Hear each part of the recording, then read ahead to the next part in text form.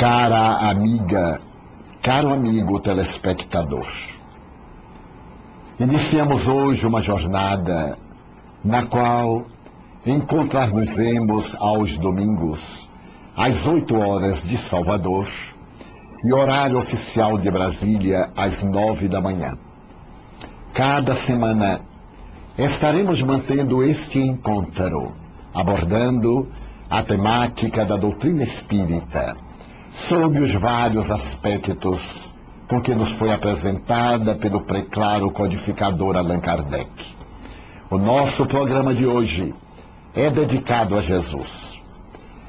Esse vulto extraordinário que venceu a história merece-nos a mais alta, a mais nobre consideração. Ele é um marco divisório na história da humanidade. A seu respeito, escreveu o célebre Ernesto Renan em A Vida de Jesus. Foi o ser mais notável da história da humanidade, porque dividiu-a antes e depois do seu berço. Para que possamos entender a magnitude de Jesus, vale recordar que ele conseguiu criar uma nova história dentro da história. É natural que os historiadores do seu tempo e logo depois não lhe hajam oferecido o significado que ele merece. As referências históricas não são as mais expressivas. Flávio Joséfo, do século I depois de Cristo, por volta do ano 62, quando Tiago, seu apóstolo, foi decapitado, refere-se a Tiago como irmão de Jesus. É a primeira referência que encontramos na história da humanidade. Posteriormente, o mesmo Flávio Joséfo, na sua obra monumental, Antiguidade do Povo Hebreu, faz uma referência que havia no mundo romano aquele grupo de criaturas que se reuniam com periodicidade para homenagear Jesus, que havia sido condenado por Pôncio Pilatos e que voltara da sepultura conforme o anúncio dos profetas antigos. Os historiadores insistem em informar que a referência feita por Flávio Joséfo nesse livro monumental deve ter sido trabalhada por tradutores ou por transcritores da mensagem original, adaptando-a ao sabor cristão.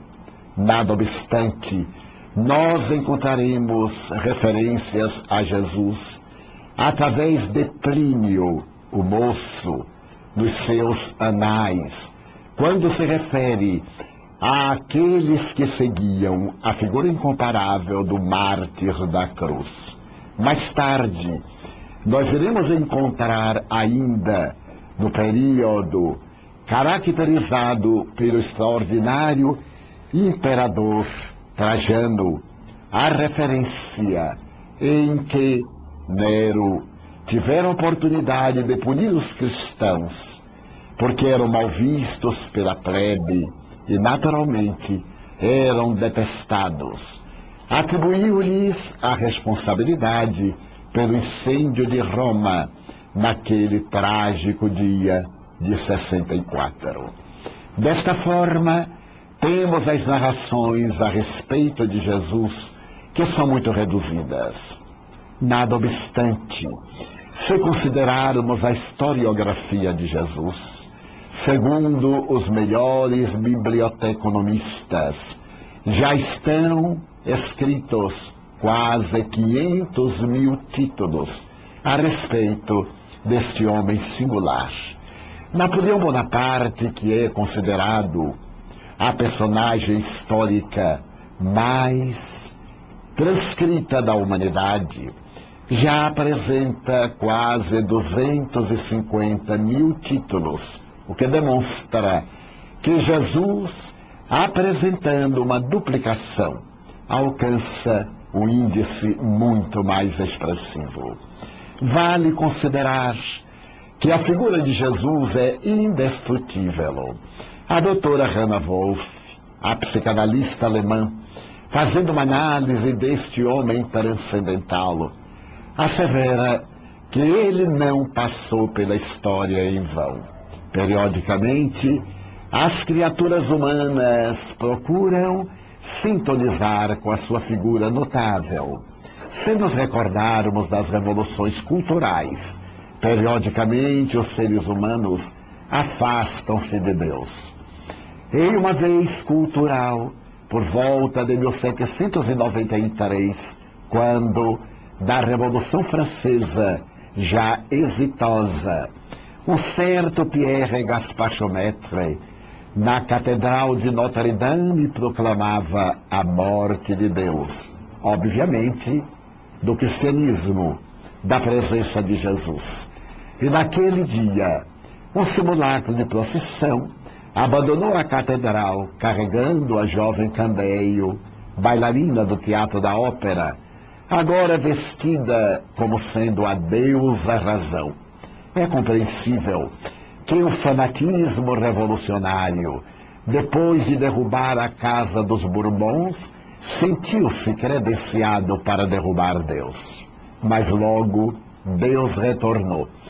Quando Napoleão Bonaparte desejou firmar-se à frente da pátria francesa, ele conseguiu assinar um documento com o Vaticano por volta de 1802, trazendo de volta Deus com a mesma audácia com que os revolucionários o haviam expulsado do solo da Flor de Lis.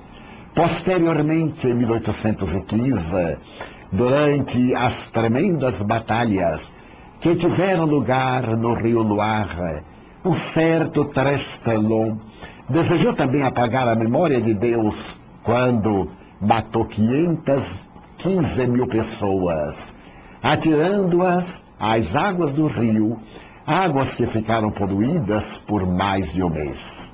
Mas Deus voltou. Ele retornou ao contato das criaturas humanas para outra vez enfrentar a refrega do materialismo dialético, que começa com Karl Marx, no dia 31 de março de 1848 em Londres, quando ele publica a sua obra notável, reconheçamos, a respeito da doutrina do capital. Logo depois, outros pensadores, revoltados uns com a religião tradicional, amargurados outros com a falta de informações, a crença cega, dominadora, proclamam outra vez a morte de Deus, como fez Nietzsche ao apresentar o seu Assim Falava Zaratustra, colocando na boca de um louco esta frase: Deus morreu.